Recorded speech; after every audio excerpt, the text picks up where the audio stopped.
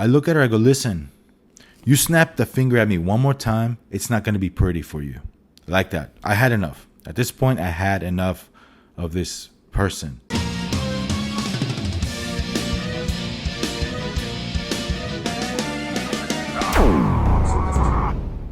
What's good, guys? This is Vahagraphy. I'm Vahagging, your rock and roll photographer. Wedding coordinators. Today's story, a time I would never forget. I mean, this one stuck out. This one, I can remember it like it was yesterday. This was maybe about 8 to 10 years ago, where I almost literally killed a wedding coordinator at the end there. You know, I restrained myself. You know, I'll get into the story, you know. This is a real good video for those of you that, you know, are planning on getting into wedding photography and you'll come across your own experiences with wedding coordinators. So, well, and before I start the story, most wedding coordinators that I work with are really cool. They know me, they know my style. But sometimes you come across that new kind of hip, young wedding coordinator. You know what I'm talking about, right, guys? That has all the answers, you know, not as experienced, but wants to pretend like they know what they're doing at all times. I think he or she has read a few books titled Act As If. You know what I'm talking about, right? Anyway, the story starts with, we get a call. You know, you book the wedding. The wedding is scheduled. The bride and groom loves you. The bride and groom, you know, booked the wedding. And you get a call months down the line. Maybe I would say 2 or 3 months before the wedding date. The coordinator, you know, gives you a call. Wants to make sure everything's, you know, good. You got the contract. I mean, you got the schedule. He wants to meet you, talk to you on the phone, this and that. So I get the call. Sounded nice, legit, cool, you know. We talked about each other's respective businesses, wedding photography, blah, blah, blah. Check out my work. I'm looking forward to working with you. Never heard of you, but let's work together. Let's make it happen. You know me. Let's rock and roll. Red flag number 1, guys. She asked me to, submit my insurance forms for liability insurance because I guess the venue was like high end and they wanted all the paperwork and this and that. Not a problem. Not a problem. I have that. I submit that. She comes back to me. Not even like an hour later, like 2 minutes later, she's on top of it, right? Oh, we need this done. This is incorrect. Please let your agent know. You need this, you need that. Make the corrections, you know, okay? Okay, no problem. I'm a little busy right now. I'll get you that paperwork that you need. You know, let me talk to my agent. He'll type up a new proof of insurance and we'll go from there. Okay, but I need that real, fast. I'm putting the folder together. And this is all via email. One after the other. I said, okay, no problem. I'll email it to you. You know, you'll have it by the next week or end of the week. You know, I'm a little busy right now. Next day comes around. She texts me now. Do you have that insurance form? There's a kind of moment where, you think to yourself, didn't we have this conversation yesterday where I told you I'll get back to you by the end of the week? Red flag number 1. This is going to be a wedding from hell, okay? Because from the get-go, she's jumping everywhere, you know. I go, listen, Mrs. So-and-so, I'll get, per our conversation, our emails yesterday, I told you, end of the week, I'll get you the paperwork. All right? Text her. Kind of person where she knows you're right, doesn't want to say, okay, no problem. No reply to the text. Whatever. Submitted the paperwork by the end of the week, like I promised. And All of a sudden, we have an issue again with the insurance. She wants everything perfect, this and that. I go, no problem. No problem. I submitted all what she wanted. She wanted the venue's name in the insurance. I spelled a word wrong, this and that. And submitted it again. Didn't hear back from her. Okay. So months pass. The wedding day comes around now. The wedding day comes around. She gives me another call saying, hey, I'm just calling you to go over the schedule and the time and this and that. I go, sure. So we go over the schedule. We're scheduled to be at the wedding starting at 12 noon. That's when getting ready, bridal, photos, bridal shots. And I let her know that I let the coordinator, we're having a conversation, and I tell her, you know what? I like to get there about 15 minutes before just to look around, set up this and that, no problem. So in my mind, I'm scheduled to be there 11:45. That's where I'm, getting ready. That's what my time slot is. So 11:45 a.m. The morning of the wedding comes around, guys. The morning of the wedding. This is where all the headache starts, okay? And I didn't know what I was getting myself into with this person. She calls me at 8:30 a.m., okay? Hey, what time are you planning on getting here? I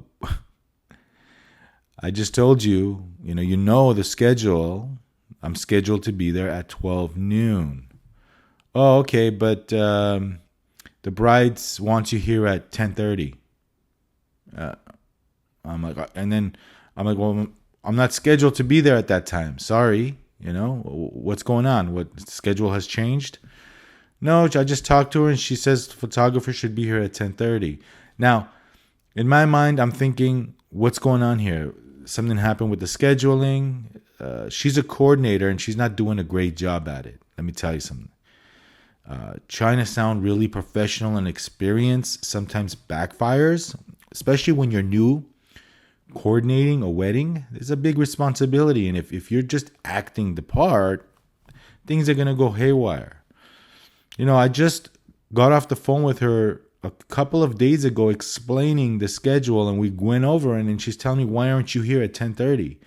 It's like, I'm sorry, but we're scheduled to be there at 12 o'clock, yet I'm going to be there a little early. I'll try to get there a little earlier, Well, please hurry up, we're this and that. So, number one, she messed up the scheduling, and the bride, I guess, wanted me to be there at 10:30. For what? I don't know. So I get there at about 11:40, like I said, 11:45. And all of a sudden, she's giving me this attitude, this and that. Oh man, I wish you were here a little earlier. You're late. No. I told her I'm not late. Okay, this is what time we were scheduled to be here. And I felt like just telling her off at this point where I just like, when people are like, when people rub you off the wrong way, this is pretty much the experience I am getting from this person at this point. But like I said, I'm a very easygoing kind of guy. Hardly anything rattles me. I'm surely not going to let a young, unexperienced coordinator acting the part as if she was holier than thou get to me. I don't want anybody to throw me off my wedding game. I'm here to capture the moments, to have a good time, and it's not going to be a miserable experience because of this person. The whole day, the wedding day, she's like, boom, boom, boom, this, that, where are you guys, this and that, I told him this, I told him that, your second photographer's not cooperating. The whole time, from the bridal suite to the ceremony to the reception, it was hell, let me tell you. But I kept my cool. Because, like I said, I'm a very, I know how to,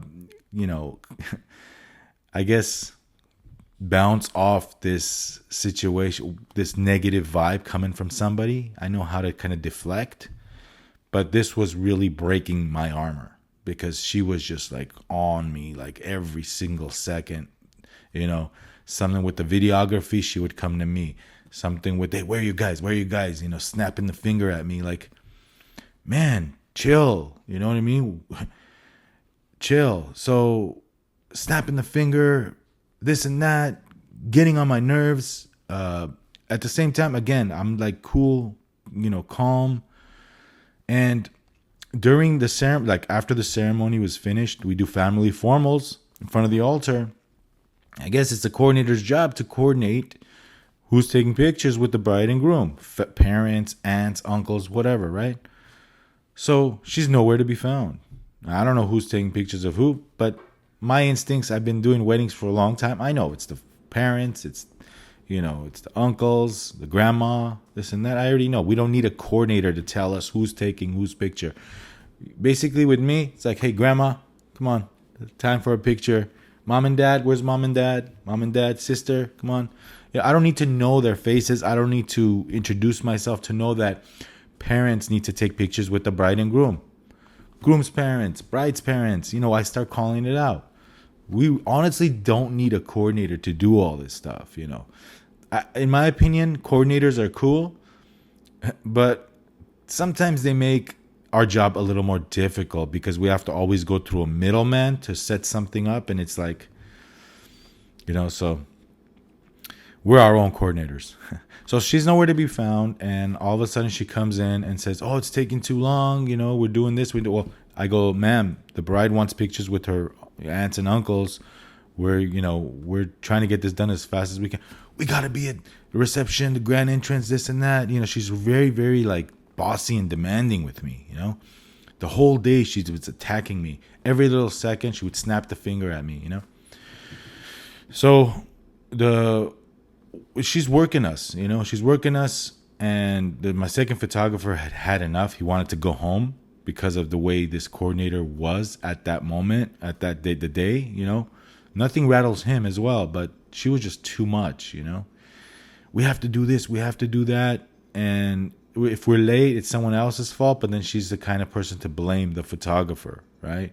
Come on, this and that.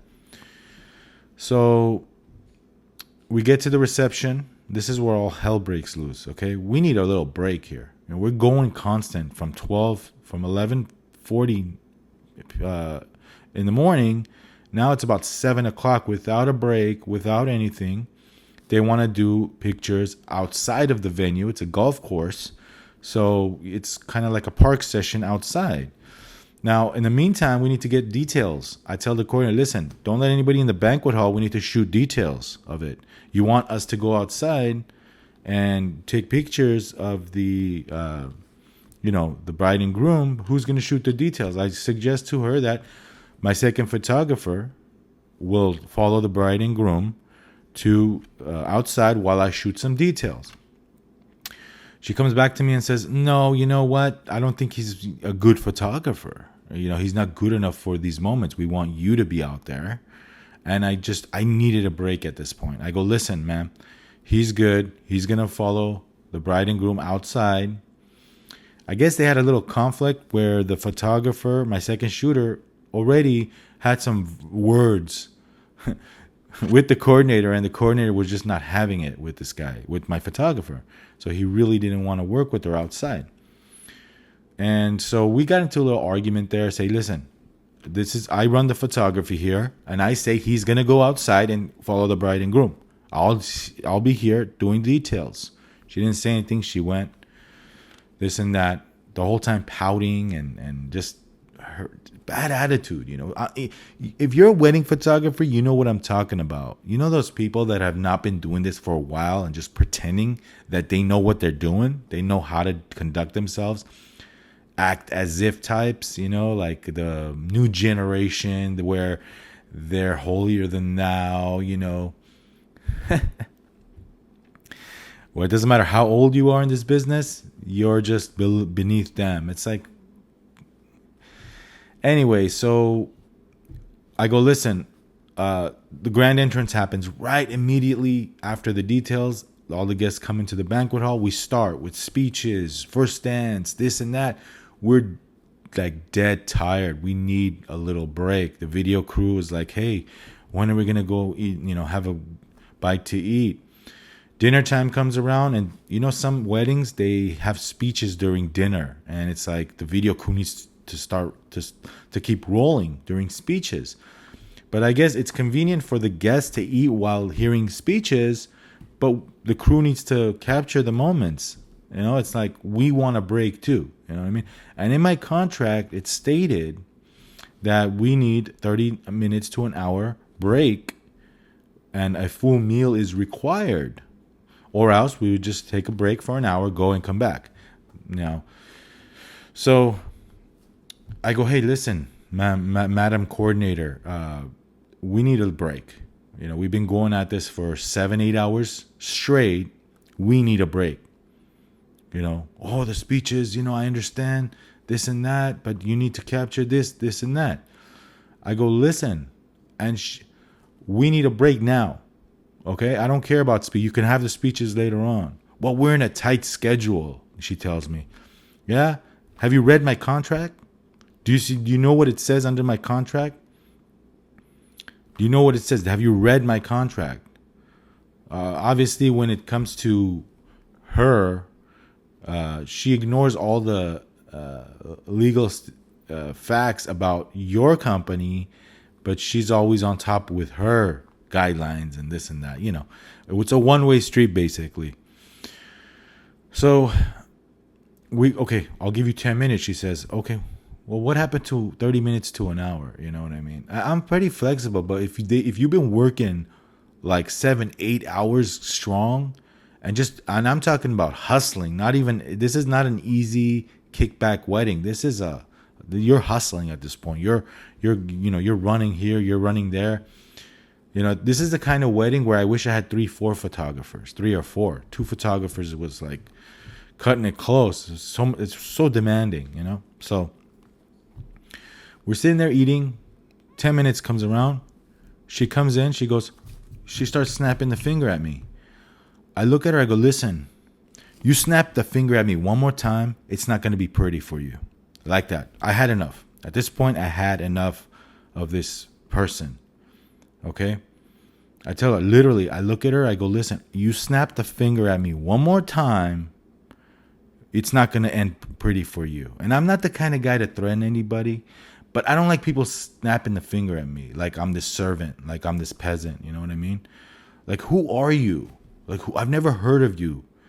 Like, who are you? You coming in, I've photographed hundreds, if not over 1,000 weddings in this thing we call photography. I've dealt with a lot of coordinators, a lot of brides, and you're new to this game and you're acting as if you can control everybody. That entitled type of person, like where you just didn't understand the facts. I go, listen, who are you?